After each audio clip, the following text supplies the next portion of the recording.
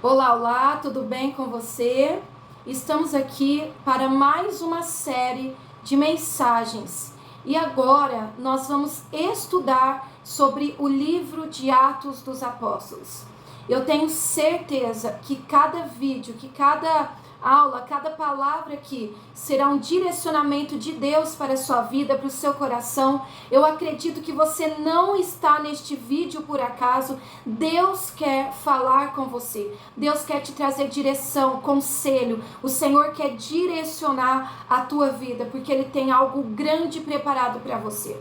Então, antes de nós continuarmos, eu quero que você já aproveita, tem um botão aqui embaixo, dá uma olhadinha embaixo. Está escrito inscrever-se. Eu quero que você só aperte em cima, se inscreva, apertando esse botão, para que este vídeo, para que esta palavra alcance mais pessoas. E para que cada vez que nós estivermos aqui trazendo uma mensagem, que você seja o primeiro a receber, tá? Então é só clicar, aperta aí no botãozinho que está embaixo. Então vamos continuar.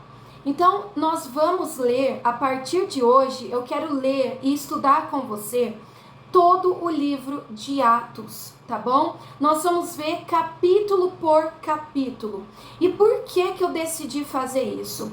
Porque Deus tem falado grandemente, fortemente ao meu coração que este é o tempo aonde o avivamento acontecerá sobre a igreja, acontecerá na igreja dele. Só que para que este avivamento aconteça, avivamento este que tem sido prometido há muitos e muitos anos atrás, através da palavra, quantos homens e mulheres têm profetizado o avivamento, e nós sentimos isso, o Espírito Santo confirma no nosso coração, que realmente esse avivamento virá sobre a igreja, um tempo de vida, um tempo onde nós vamos receber mesmo uma unção poderosa, onde nós seremos vivificados ainda mais através do Espírito Santo.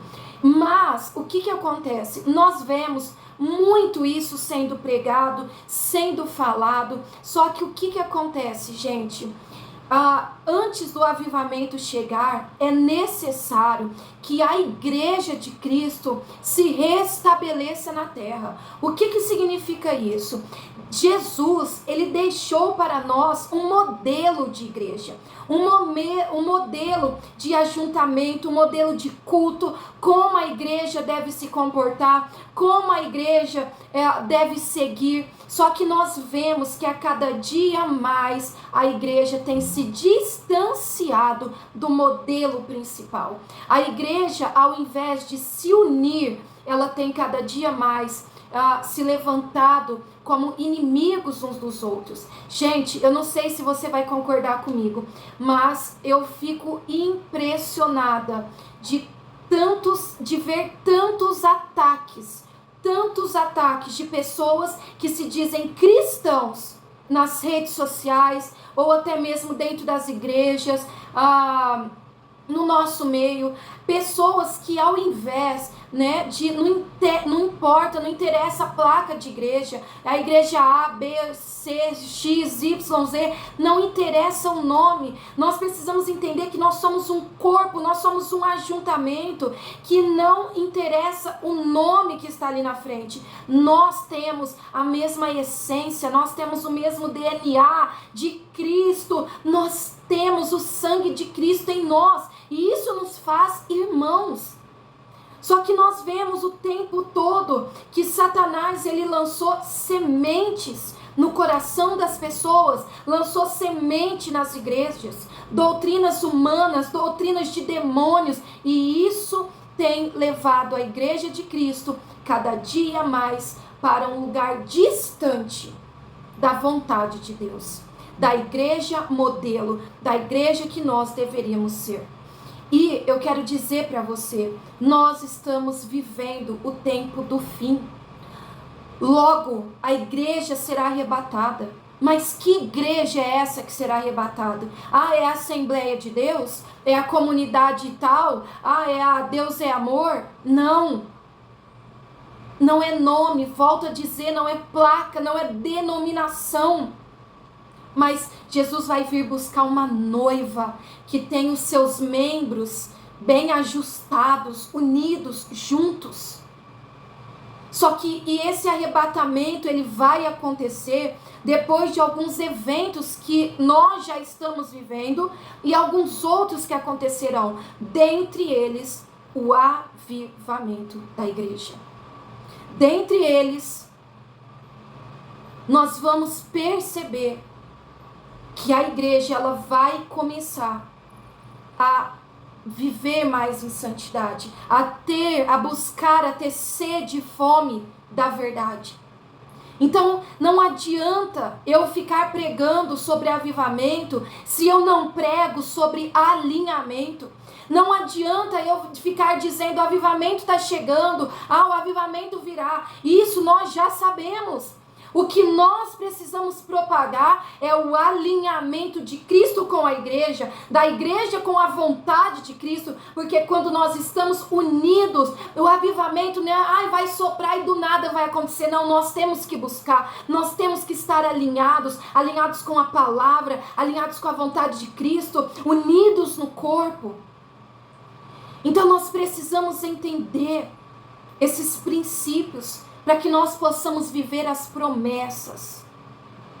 E por isso não existe um contexto melhor para falarmos de igreja do que a gente voltar lá atrás na igreja primitiva, que é a igreja modelo. E aonde está isso? Aonde está esse modelo? No livro de Atos. Então nós vemos Atos dos Apóstolos, né? Eu tô com a minha Bíblia aqui, eu vou ler alguns versículos para você, tá? E você vai prestando atenção em cada detalhe. Escute bem uma coisa que eu vou te dizer. A palavra de Deus, ela carrega algumas chaves, vamos dizer assim, alguns segredos, tá? Às vezes o segredo, a revelação de algumas coisas está em uma vírgula, está em um ponto. E quando você percebe aquilo, você fala: uau, é isso. É disso que eu precisava.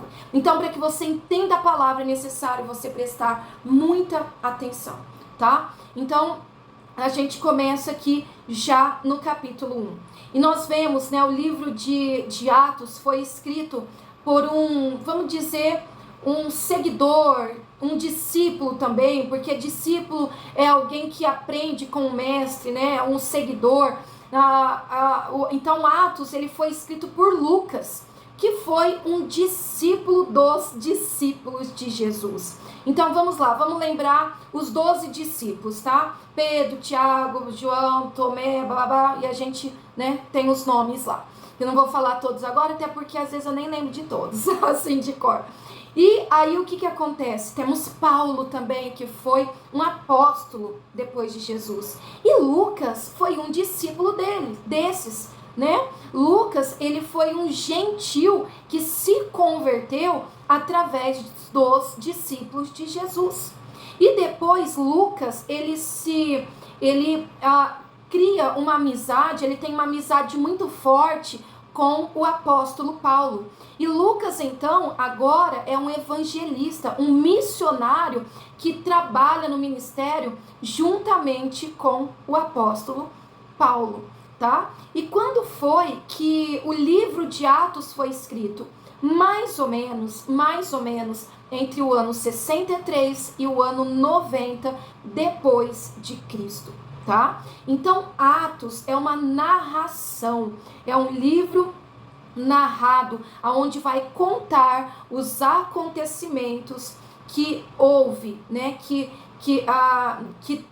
tiveram depois da ressurreição de Cristo, tá? Então tem muitas coisas aqui pra gente poder aprender. No capítulo 1, eu gosto muito desse capítulo 1, porque ele é um livro onde é uma parte onde tem muitas profecias, onde tem muita palavra profética aqui, tá? O que é a palavra profética? É uma palavra lançada de algo que vai acontecer, de algo que se espera. Então, nós precisamos prestar muita atenção. E aí, continuando então, você, né, já entendeu que Atos foi escrito por Lucas. Lucas, né, foi um médico, um gentil que se converteu, se tornou amigo de Paulo, foi trabalhar com Paulo no ministério.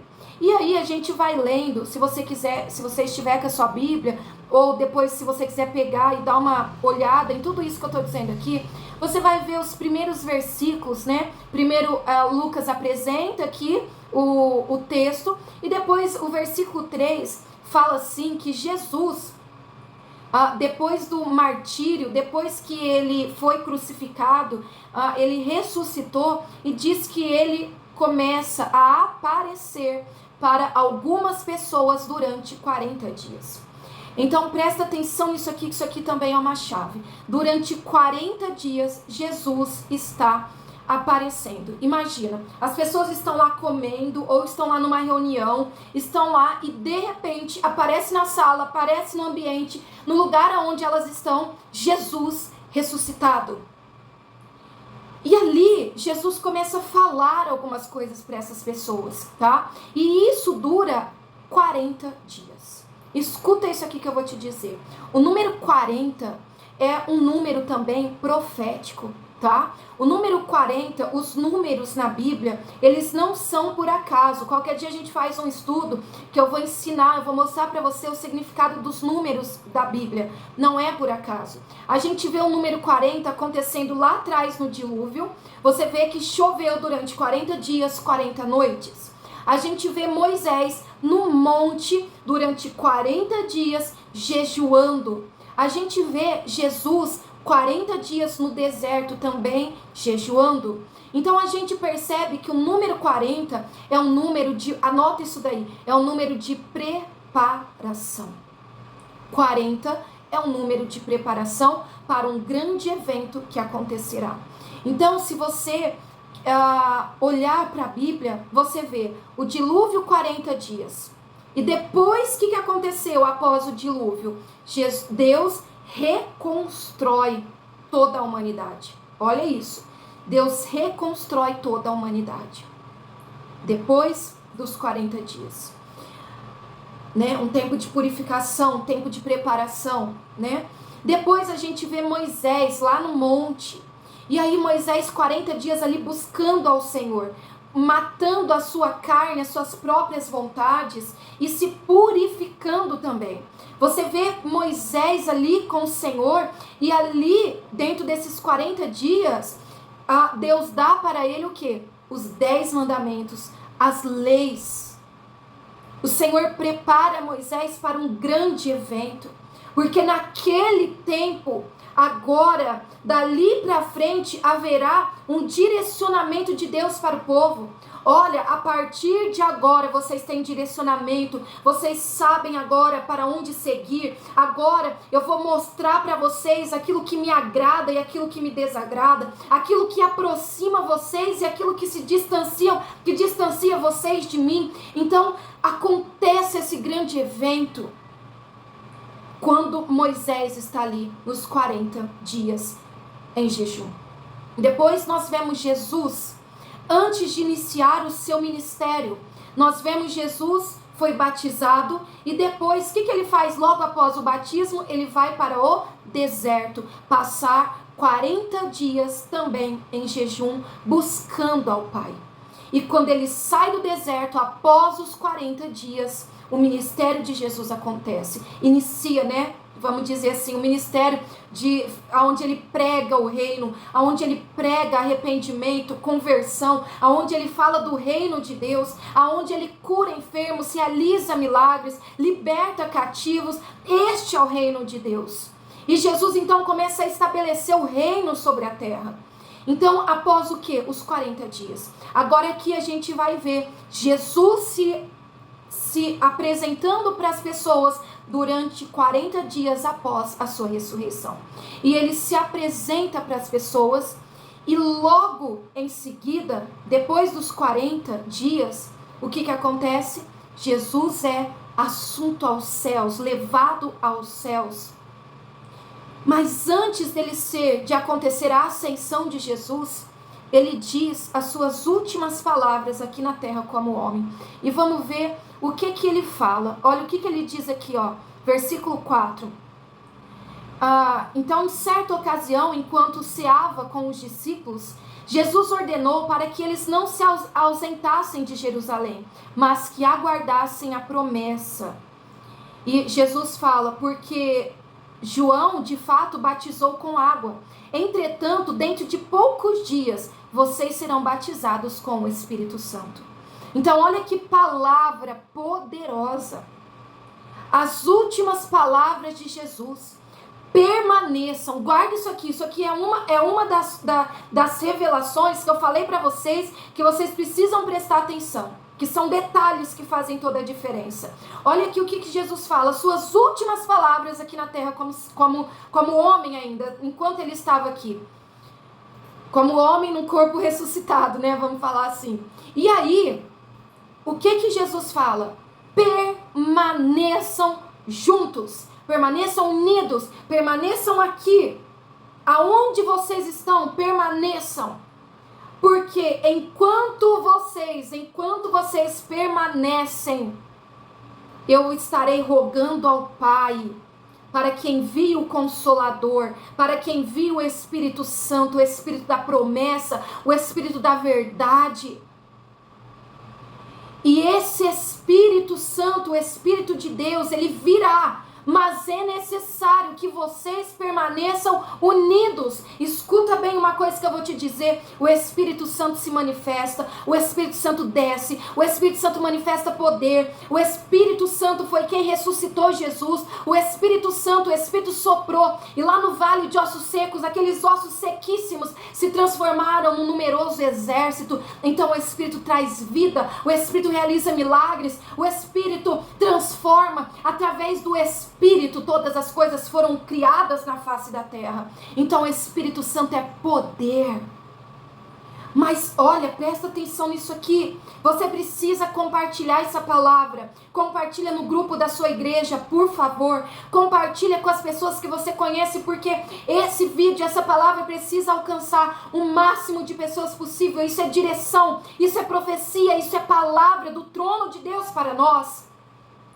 Então a ordem de Jesus foi: permaneçam unidos, porque o Espírito descerá. Agora presta atenção nesse detalhe. Para o Espírito Santo vir, era necessário que eles se mantivessem unidos. O que Satanás fez durante os anos? O que Satanás tem feito até hoje? Satanás tem trazido desunião. Satanás tem colocado pensamentos malignos na cabeça das pessoas, uns contra os outros, irmãos se levantando contra irmãos. É placa disso da igreja A contra a placa da igreja B. É a placa, o irmão fulano de tal se levantando contra o ciclano. Pessoas que ao invés de se unirem, elas têm se distanciado. Agora escuta o que eu vou dizer para você.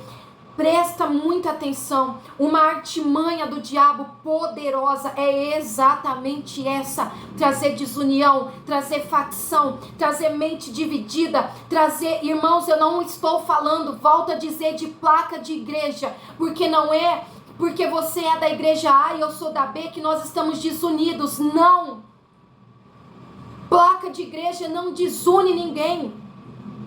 O que desune as pessoas é o orgulho do coração, é a maldade do coração.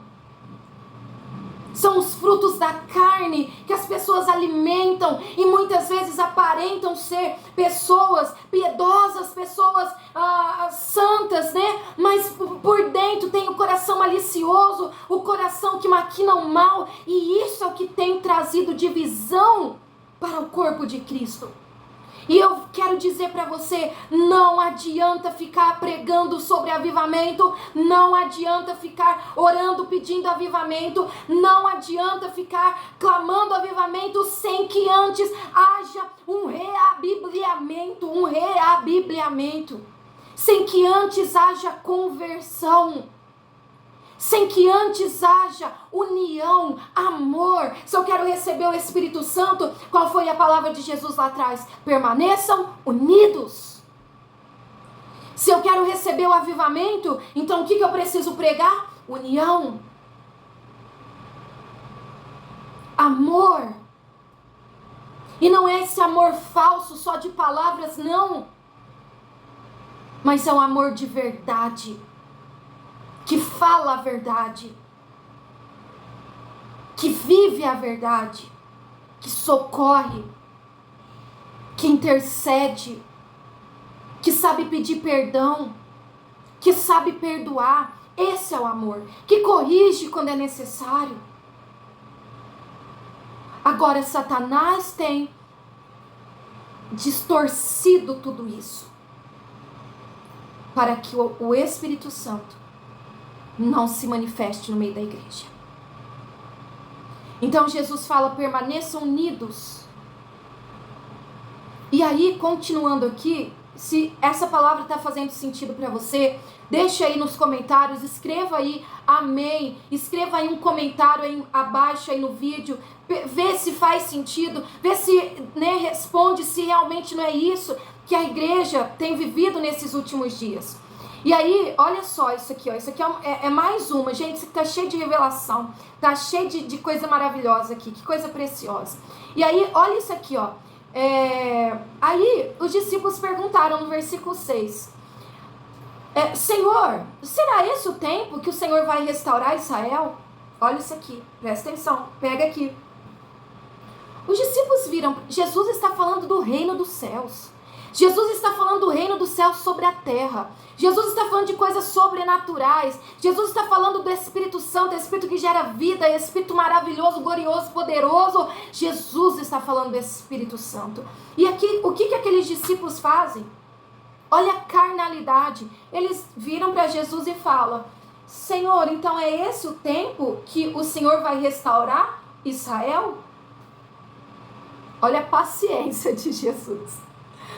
Jesus está falando uma coisa, eles entendem outra, eles não têm discernimento, eles não têm sabedoria. Olha só, escuta o que eu vou te dizer, não adianta você ficar cobrando demais das pessoas que ainda não receberam o Espírito Santo. Às vezes você fica: ai, minha mãe, meu pai, ai, meu irmão, meu vizinho, ai, porque o fulano, o ciclano, o beltrano. Para com isso.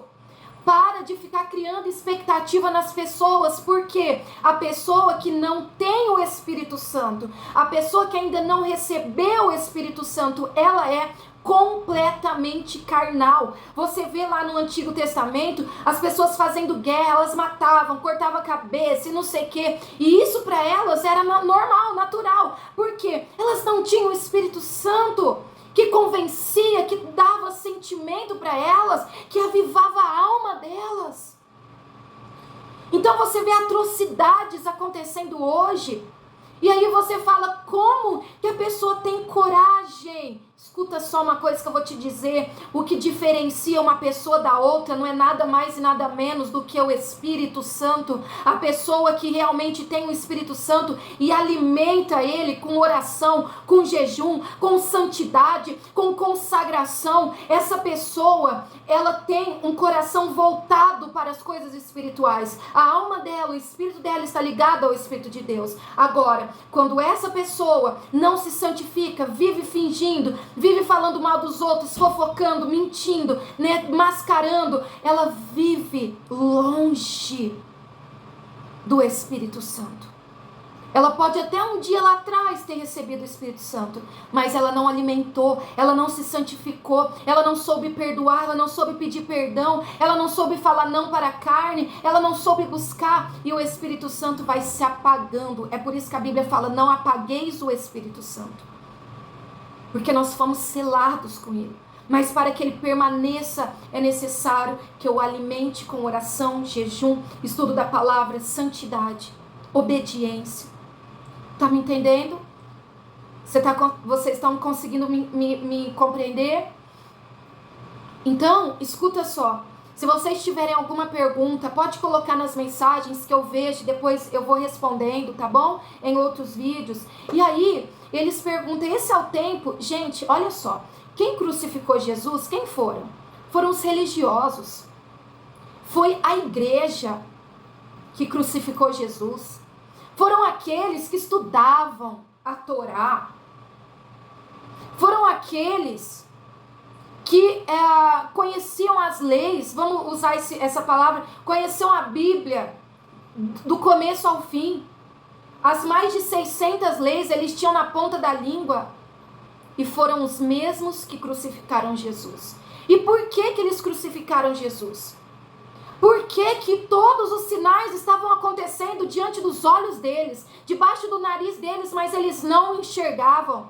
Eles não reconheciam que Jesus era o Cristo. Eles não reconheciam que Jesus era o Messias. E por que que eles não reconheciam? Porque, em primeiro lugar, eles não tinham o Espírito Santo. E, em segundo lugar, porque os olhos deles estavam focados apenas para as coisas desta terra. A pessoa, guarda isso que eu vou te falar. A pessoa que ela só olha para as coisas materiais. Ela vê, olha só, eles esperam Jesus vindo num cavalo branco, cheio de esplendor, de glória, de poder, uma pessoa influente, uma pessoa muito rica. Então, esse é o Messias que os judeus esperam, tá? E ele vai vir mesmo, mas será o anticristo. Agora, escuta isso aqui. E eles esperam, então, um homem influente, um homem político. E Jesus veio completamente ao contrário disso. Jesus veio como uma criança que nasceu numa manjedoura junto com os animais. De uma família simples. Com uma vida simples. Quem andava com Jesus? Pessoas simples. Jesus não era político. Jesus, o tempo todo, ele falava das coisas celestiais, das coisas do reino. Jesus falava das coisas dos céus. E os discípulos, mesmo andando com ele o tempo todo, os discípulos ainda estavam completamente carnais. Perguntando para ele, quando que o Senhor vai libertar? Quando que o Senhor vai mudar Israel? Tem gente que Deus está fazendo a obra na vida delas há muito tempo, mas elas não conseguem perceber, elas não conseguem enxergar, porque são pessoas carnais, só olha para aquilo que é carnal. Essa pessoa tem muito dinheiro é porque ela é de Deus, agora se ela não tem é porque está amaldiçoada, é porque está em desobediência. Pessoas carnais. A Bíblia fala que as Escrituras, a palavra de Deus, ela não é discernida carnalmente, mas ela é discernida espiritualmente. Então, os discípulos aqui, eles estão completamente carnais, achando que o reino de Jesus era aqui. E aí Jesus fala, olha, é o seguinte, vocês, não compete a vocês. Jesus era bem assim, né? Curto e grosso às vezes. E Jesus falava, não é do interesse de vocês, não é problema de vocês saber dia e saber época, porque o Pai reservou para a sua exclusiva autoridade. Só o Pai sabe o dia certo das coisas acontecerem. Então Deus, muitas vezes, Ele faz promessas para mim e para você. Deus, Ele fez promessas para vocês. E falando agora aqui no geral, uma das promessas é o avivamento. Nos últimos dias derramarei do meu Espírito sobre toda a carne. Então, o avivamento é promessa. O arrebatamento é promessa. A volta de Cristo é promessa. O seu ministério é promessa. E quando vai acontecer? Só Deus sabe o dia. Só Deus sabe a data. Só Deus sabe a hora. Só o Pai. O que nos compete fazer? Jesus já falou. Permanecer. Tá demorando muito. Permaneça. Tá difícil. Permaneça. Eu tô chorando. Permaneça. Mas eu não aguento mais. Aguenta sim. Permaneça. Se levantaram contra mim. Permaneça. Está tudo dando errado. Permaneça. Não interessa o que está acontecendo. A ordem é uma só. Permaneça. Aleluia. Permaneça. Porque quem permanece recebe a promessa. Quem permanece recebe a glória. Quem permanece recebe o cumprimento da promessa. Quem permanece recebe o sobrenatural. Quem permanece recebe milagre. Quem permanece. Aleluia.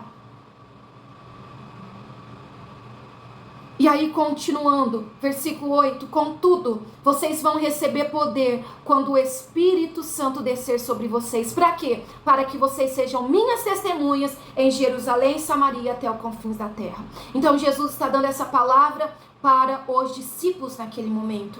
Vocês vão permanecer juntos, permanecer unidos. O Espírito Santo será derramado, só que tem um propósito nisso.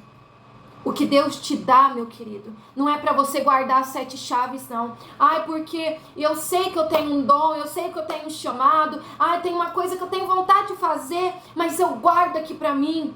Não, não é para guardar.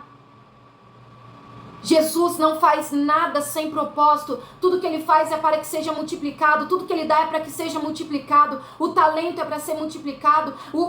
As línguas desceram, né? O fogo desceu sobre aquele povo que estava unido. Eu sei que muita gente vai falar, mas é a língua materna, não é a língua não sei do que, bababá. Nós vamos falar isso mais pra frente, segura aí. Mas as línguas foram vistas como línguas de fogo. O Espírito Santo foi derramado ali naquele momento. Os dons foram derramados ali naquele momento. E o que aconteceu? Aquilo foi replicado, aquilo foi multiplicado até que chegasse em nós. Olha, depois de mais de 2000 anos, esse dom ainda continua sendo multiplicado, o fogo continua queimando, o fogo continua sendo multiplicado. Por quê? Porque tudo que Deus dá é para que seja multiplicado, aleluia. Tudo que Deus te deu é para que seja multiplicado, tudo que Deus confiou na sua mão é para que seja multiplicado. É como uma semente que você planta, aquela semente rega, aduba, cuida, e daquela semente vai dar muitos outros frutos. É assim que nós devemos fazer. Ai, pastor, mas eu sou tímido. Ai, pastor, mas eu tenho medo. Larga a mão disso aí. Larga a mão, porque não é sobre você, é sobre ele. Não é sobre a sua aparência, o seu modo de falar, não, é sobre ele. Recebereis poder ao descer sobre vós o Espírito Santo, e sereis minhas testemunhas, tanto na Judéia e Samaria até os confins da terra, em todos os lugares. Por onde você for, você precisa ser testemunha de Jesus. O que é ser testemunha de alguém? Eu não sei se você já foi convidado para ser testemunha em alguma situação. É quando você...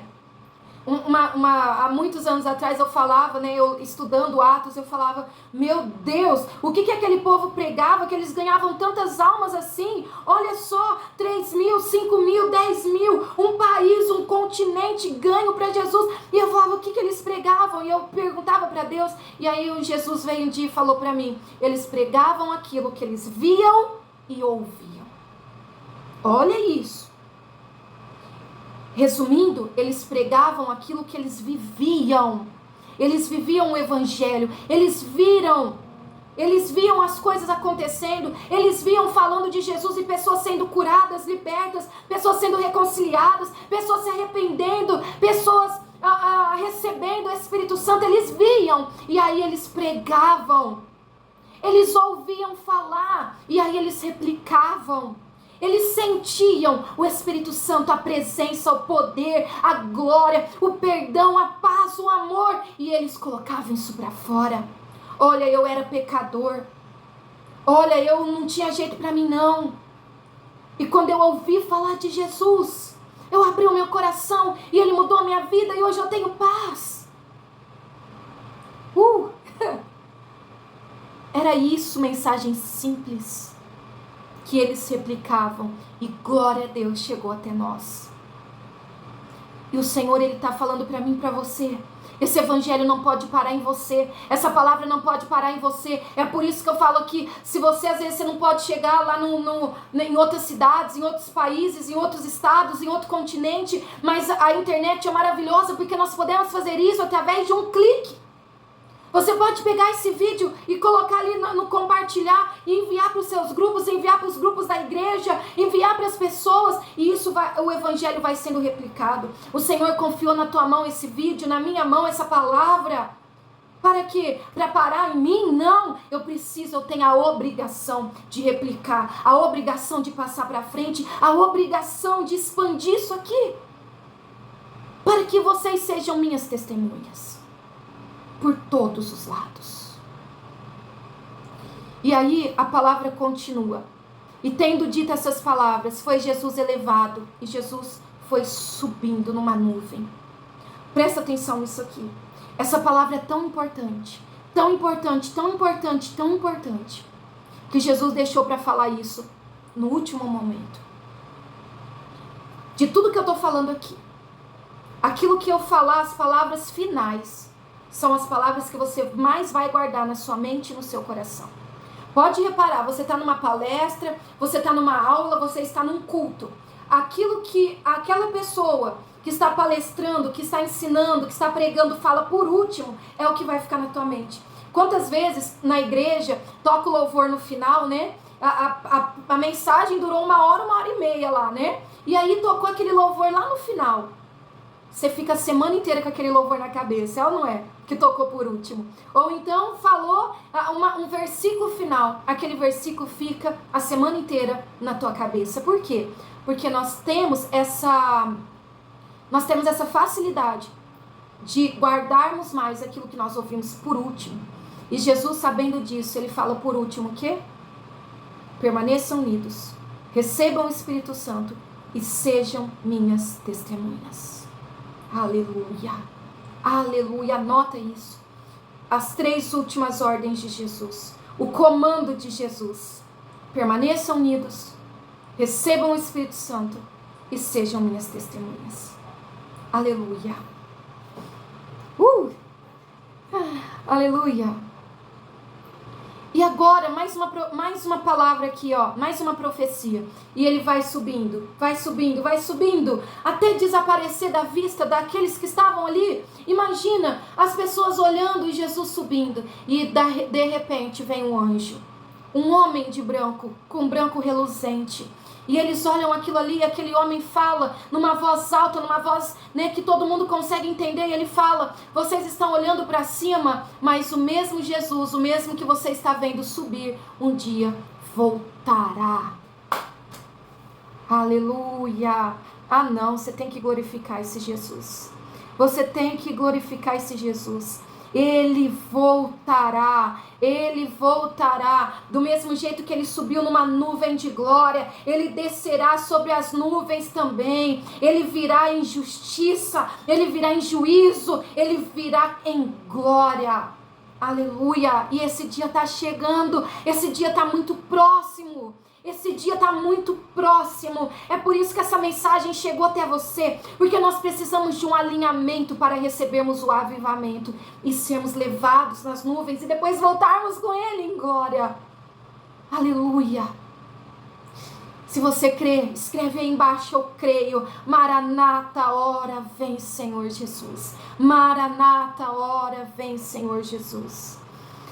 E para finalizar, a gente vê aqui: depois eles ficaram juntos, né? Olha o versículo 14. Todos estes, né, cerca de 120 pessoas, perseveravam unânimes em oração. Não adianta só eu falar que eu estou unido com meu irmão. Ah, eu estou unido com ele, que eu falo com ele todo dia no WhatsApp. Ah, eu estou unido com ele porque todo dia eu vejo ele. Não, precisa estar unido e em oração. Unido e em oração. Como está a sua vida de oração? Como está a sua vida com o seu irmão orando? Você está orando com o seu irmão? Você está buscando ao Senhor com o teu irmão? Nós devemos orar, né, sozinhos, nós e Deus. Mas é essencial nós orarmos juntos também. Junto com as outras pessoas. Tá bom? Isso é essencial. E eles perseveravam unânimes em oração. Juntamente com as mulheres, Maria, mãe de Jesus, os irmãos. E naqueles dias, olha o que acontece. Essa palavra aqui, né? Por último.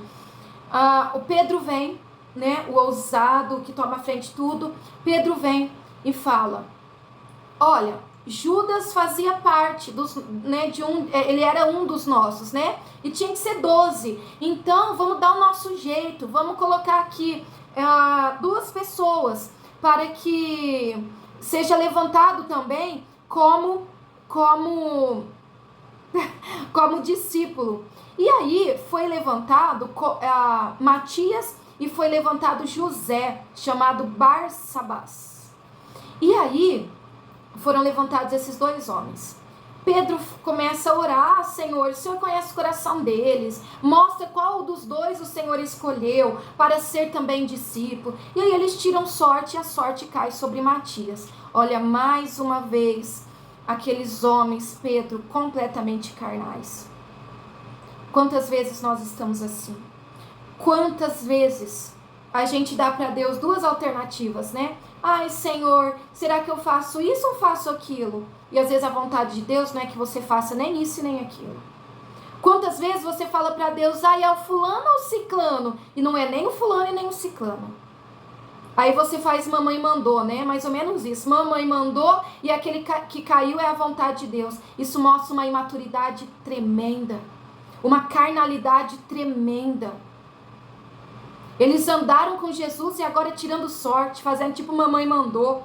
E dando para Deus apenas duas alternativas. Como se Deus estivesse detido naqueles dois que eles impuseram. José e Matias.